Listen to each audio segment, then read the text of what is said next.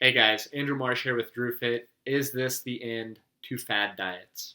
Probably not, because people love to cling to a diet that has a name and a large following, or a influencer that has about 3 million subscribers to really support their decision to do one of these fad diets. So no, I don't really see them going anywhere, because there is a certain population that loves to do that, and they'll do it temporarily and then they'll quit and then they'll be back on it to a new one, so on and so forth. But for the people that are really committed, that want to live a life full of health, vitality, longevity, and try to be as disease free as possible for as long as you live, these people are beginning to ditch the fad diets. That's a trend that I'm starting to notice on not just my social media or YouTube channel, but a lot of other people that I'm following are starting to ditch the fad diet and just come back to a normal, balanced diet where they're not skipping meals, they're not eliminating an entire food group or an entire macronutrient. Now, is that to say that all of these diets are bad and they're going to kill you?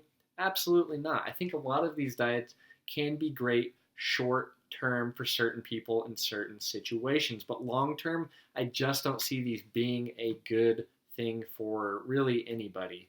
And I'm not going to get into the specifics on each of these diets and why I disagree with them, but I will say the reasons why people are starting to leave these diets that I am seeing. It's number one, a lot of these diets are missing out on a lot of key nutrients. One of those being vegan. Not getting a lot of animal foods can really be detrimental for your health.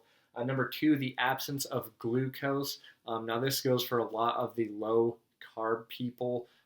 Not getting glucose as your primary fuel source long term, in my opinion, is not a healthy thing.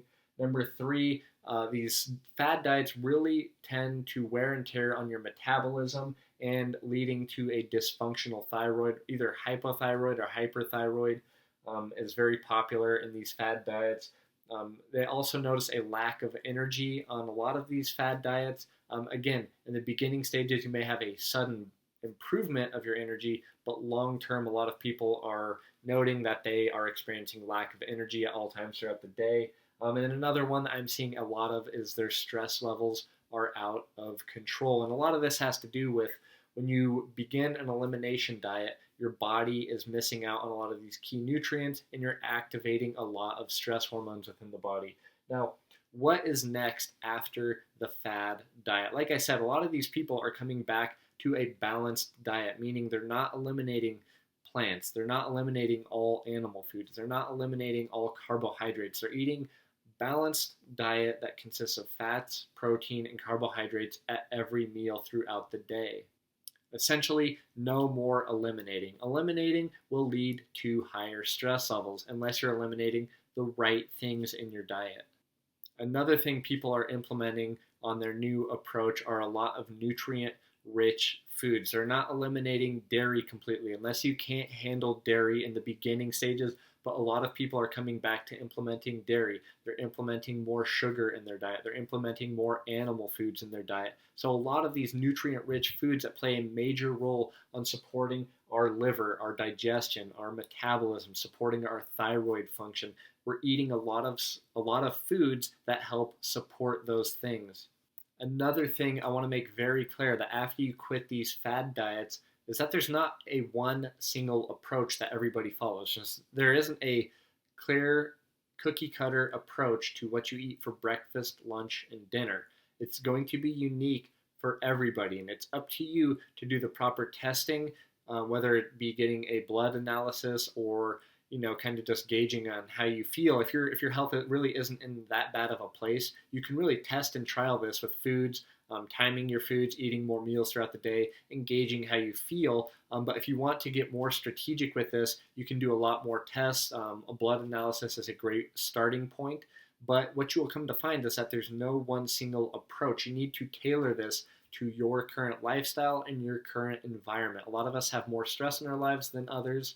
A lot of us work out a lot more, so obviously your needs are going to be different. So there isn't a one single approach, and that's the beauty of this. It's not a fad, it's tailored to your specific needs.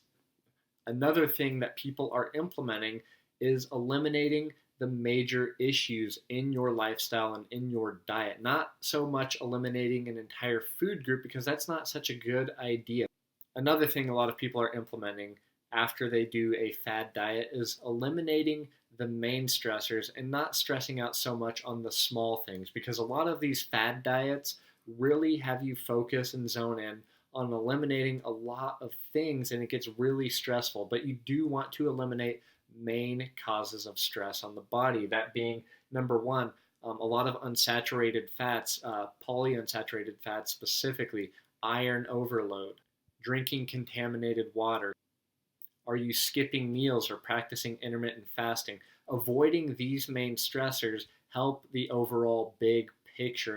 But if you're continuously focusing on every small thing that you do, you're just going to be adding more stress into your life. So when you do ditch these fad diets, a big part of it is not stressing so much on every little bit of your diet, because that just is a net negative in your life, and it's going to keep you chasing health, and you're going to keep trying to fine tune your approach time and time and time again, and you're just adding more stress to your life. So focus on the big picture things and don't worry too much about the small things. Another thing people are doing is smart supplementation. They're starting to understand that too many supplements can actually lead to a net negative. So they're really sticking to only a few key supplements tailored to their specific needs and not going overboard. Last but not least, I am predicting that a lot of these people that are leaving these fad diets come across Ray Peat's work and begin to implement a lot of the stuff that he talks about. The one issue with this, though, is that a lot of people want that clear cookie cutter approach, and that's just not how achieving overall health works. It's really going to be tailored to yourself, and that's what Ray Peat teaches in his work. So you have to do a lot of research, a lot of test and trial on yourself, getting blood analysis, and being smart about this approach. So that is my opinion. That's where I see fad diets ending up. And I hope you guys enjoyed this video. If you have any questions or comments, please drop them below, and don't forget to subscribe. Thanks for watching.